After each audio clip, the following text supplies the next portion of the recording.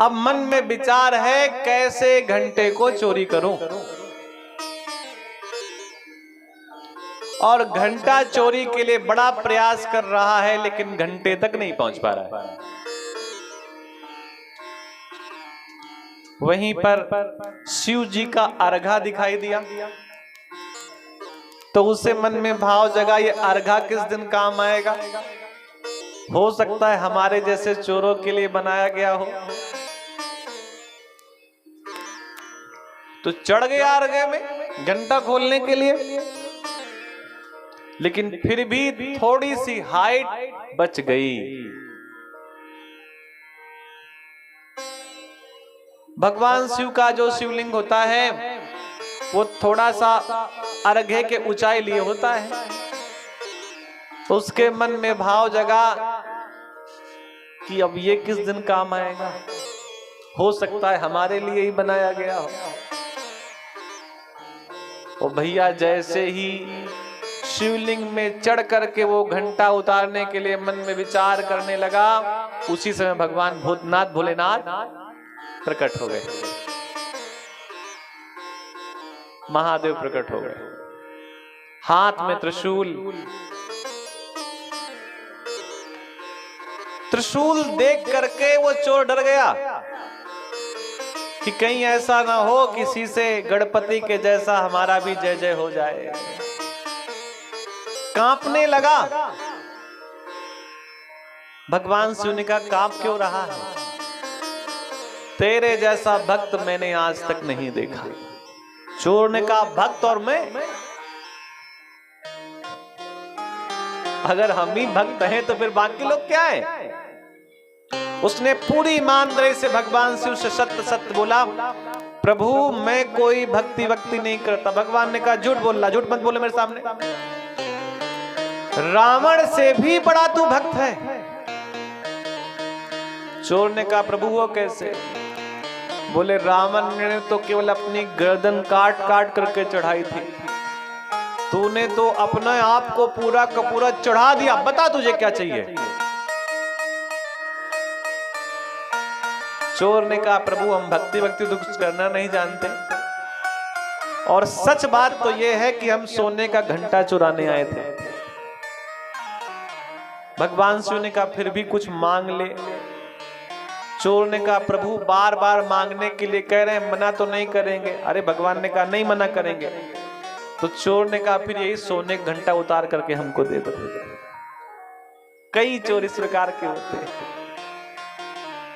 निश्चित मानिए भगवान शिव के शरीर में अगर आपको वस्त्र दिखाई ना दें तो आप ये मत सोचिए कि उनके पास है नहीं। शिव के हाथ में अगर डमरू दिखाई दे रहा है तो उन्हें देख करके मदारी मत समझिए कि कोई मदारी डमरू लेकर के आया है।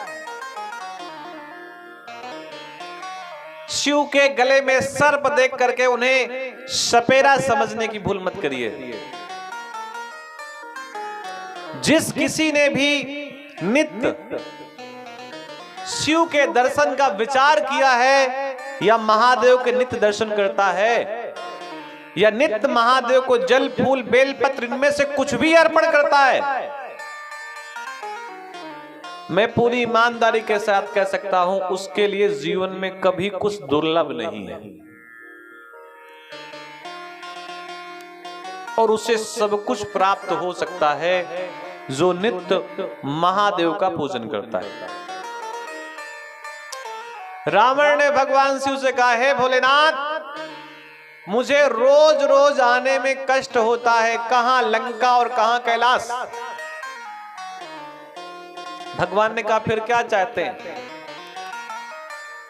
तो रावण ने कहा ऐसा करो हमारे साथ चलो। देखिए जैसे हम अपने अकेले भोजन करते हैं तो हम लोगों के भोजन करने का तरीका कुछ भी हो सकता है। कभी नीचे बैठ कर सकते हैं, कभी गद्दे में बैठ सकते हैं, कभी किसी बिछौने में बैठ सकते हैं, कभी जल्दी जल्दी भोजन कर लिया, प्रसादी कर ली। लेकिन आपके घर में जाएंगे तो फिर आप जहां बैठा लेंगे वहीं बैठेंगे। बताइए 3 दिन से कह रहे हैं आपके घर में जाएंगे, कोई नहीं बुला रहा। चलो कोई बात नहीं, कल सबका निमंत्रण है प्रसाद के लिए। आपके घर में जाएंगे तो आपके अनुसार जहां आप बैठा लेंगे वहां बैठ करके प्रसादी लेंगे। महादेव भी जानते हैं कि अगर कैलाश में बैठा हूं तो मेरे अनुसार पूजन होगा, और अगर मैं रावण की लंका में चला गया तो जैसा चाहेगा वैसे पूजेगा। इसलिए महादेव लंका में जाना नहीं चाहते और रावण पूरे भाव के साथ ले जाना चाहता है। और जब बार बार रावण ने विनय किया तो भगवान ने कहा ठीक है मैं चलने के लिए तैयार हूं, लेकिन एक छोटी सी शर्त है, अगर तूने रास्ते में मुझे कहीं भी रख दिया तो मैं वहां से हिलूंगा नहीं। रावण ने कहा ठीक है प्रभु, और महादेव को लंकापति रावण अपने कंधे में रख करके ले चल पड़ा। शिव जाना नहीं चाहते थे, रावण को ले जाने की जिद थी। भगवान शिव ने कुछ ऐसी कृपा की कि मध्य क्षेत्र में, मध्य प्रदेश से जैसे ही रावण थोड़ा सा आगे निकला, रावण को लघु शंका का एहसास हुआ। वहीं पर ग्वारे गैया चरा रहे थे, उसको याद था कि शिवलिंग को जमीन पर रख दिया तो उठेंगे नहीं महादेव। उन गाय चराने वाले ग्वारियों को शिवलिंग पकड़ा दिया और कहा मैं लघु शंका से निवृत्त होकर के आ रहा हूं, फिर हमें महादेव हमें अर्पण कर देना। ग्वारिये को शिवलिंग पकड़ाया और कुछ समय बाद भगवान शिव ने अपना वजन बढ़ाया और वो तो रावण दीर्घ लघु शंका के लिए चला गया। हाथ पैर धुल करके वापस मुखारी कुल्ला करके जब वो वापस आया, तब तक तो भगवान शिव ने अपना इतना वजन बढ़ाया कि ग्वारिये ने वहीं पर शिव जी को रख दिया। रावण वापस आया और उसने पूरा का पूरा प्रयास किया महादेव को लंका में ले जाने का, लेकिन भगवान की शर्त थी कि एक जगह स्थापित हो गया तो वहां से उठूंगा नहीं। और वही स्थान आज के समय बाबा वैद्यनाथ के नाम से जाना जाता है। बोली बाबा वैद्यनाथ भगवान की। इस प्रकार महादेव हैं। एक बार दंडकारण्य में भयंकर भूखमरी पड़ गई। दंडकारण्य का मतलब जहां पर माता सीता खो गई थी, वहां पर गौतम ऋषि का एक बड़ा दिव्य आश्रम था। पूरे क्षेत्र में, पूरे संसार में जब जल की वर्षा नहीं गिरी तो सब जगह सूखा पड़ गया, लेकिन गौतम जी का जो आश्रम था हरा भरा था। सभी संत महात्माओं को लगा यहां जाया जाए, यहां जाया जाए। सब संत महात्मा गौतम ऋषि के आश्रम में पहुंच गए, वहीं पर रहने लगे। कुछ दिन तो रहे, फिर वर्षा हुई तो मन में भाव जगा हमारे भी आश्रम खाली पड़े, हम जाते अपने आश्रमों में। लेकिन मन में विचार किया कैसे चले जाएं, भाई कोई यहां पर कमी दिखाई दे तब तो जाएं। तो कमी उत्पन्न करने के लिए सभी महात्माओं ने गणपति का ध्यान किया। गणेश जी प्रकट हुए, महात्माओं से कहा आपने हमें ध्यान किया है, ध्यान करने का कारण?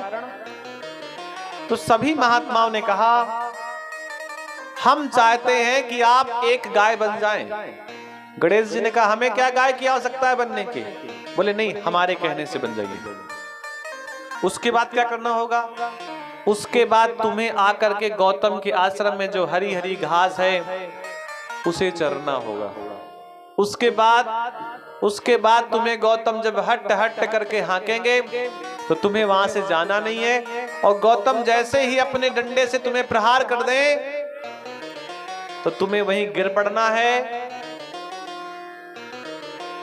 और ऐसा अपने आप को बनाना है कि जैसे आपके प्राण निकल गए।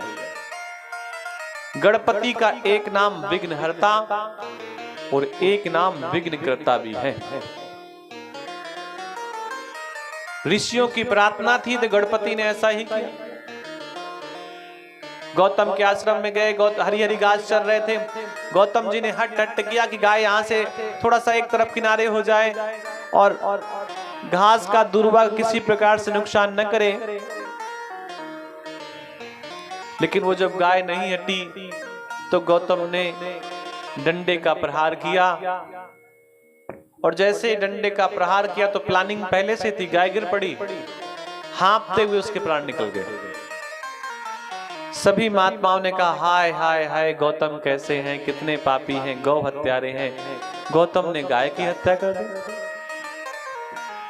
और सभी संत महात्मा ने संकल्प लिया इस आश्रम में 1 मिनट भी नहीं रहेंगे,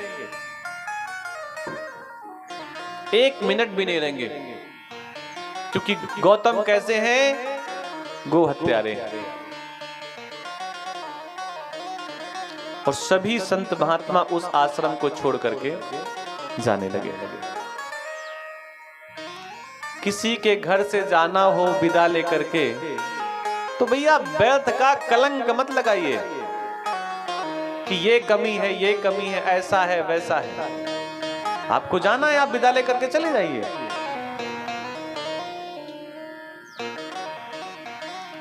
जैसे ही संत महात्मा वहां से जाने लगे तो गौतम जी के मन में विचार आया कि आखिर मुझसे इतना बड़ा अपराध हो कैसे गया। याद रखिए, जब आपसे कोई गलती हो जाए तो विचार जरूर करिए कि अपराध हुआ क्यों,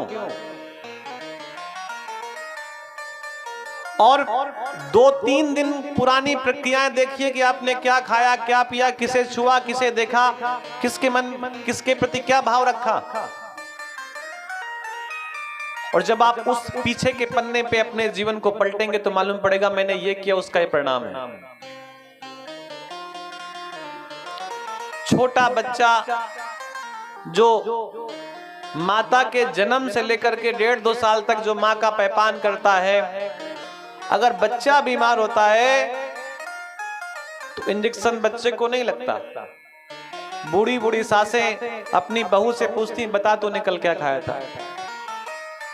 तब बेचारी बहू रानी एक बैठी है यहाँ पे, सुबह हमसे बता रही थी कि बेटा हमारा अव्यवस्थित है तो हमने क्या खाया। बोले पंडित जी कुछ नहीं, कल चावल भरपेट खाए थे।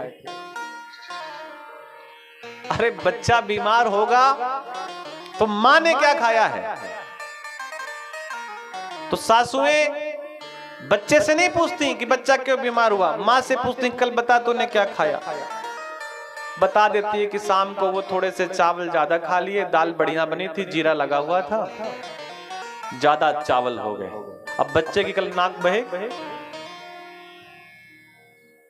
पीछे के पन्नों में पलट करके देखा कि मैंने क्या किया। गौतम जी ने ध्यान किया तो मालूम पड़ा गाय नकली थी, वो तो गणेश जी गाय बन करके आ गए थे। तो जो संत महात्मा वहां से दूर जा रहे थे, गौतम ऋषि ने उसी समय संत महात्माओं को श्राप दिया कि तुमने जाना था आश्रम छोड़ करके चले जाते, इस प्रकार का कलंक क्यों लगाया। जाओ सभी वृक्ष बन जाओ। और वही ऋषि मुनि दंडकारण्य के क्या बन गए, वृक्ष बन गए, पेड़ बन गए, पौधे बन गए।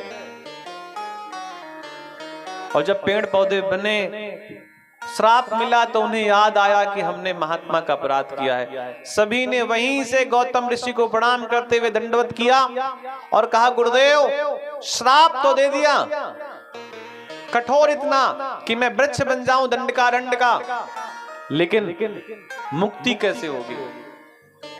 अब गौतम का ऋषि का जो क्रोध था वो क्षणिक था, तो गौतम जी ने कहा मुक्ति तो होगी कब, त्रेता में। त्रेता में कैसे मुक्ति होगी, सीता माता यहीं खो जाएंगी और राम वन वन भटकेंगे। हे खग मृग हे नभ कुल श्रेणी, तुम देखी सीता मृग नैनी। और वो प्रत्येक पेड़ से लिपट लिपट करके पूछेंगे, हे वृक्ष, हे कदम्ब के वृक्ष, हे पीपल के वृक्ष, हे बरगद के वृक्ष, क्या तुमने सीता देखी है? और जब वो गले से स्पर्श करेंगे, हृदय से लगाएंगे, उसी समय आपकी मुक्ति होगी। ऐसा नहीं है कि राम जी पंछियों से पूछ रहे हैं, पशुओं से पूछ रहे हैं, तो कोई कारण नहीं है, कोई न कोई कारण होता है।